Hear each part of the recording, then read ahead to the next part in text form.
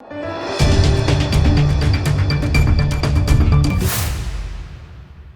દર્શક મિત્રો, આપ જોઈ રહ્યા છો લોકમૈત્રી ન્યૂઝ. હું છું એન્કર અર્પિતા પટેલ. હવે જોઈએ અગત્યના સમાચાર. વડોદરા ગેસ કંપનીની ઓફિસમાં ત્રીજા માળે એસીમાંથી ગેસ લીકેજ થતા દોડધામ.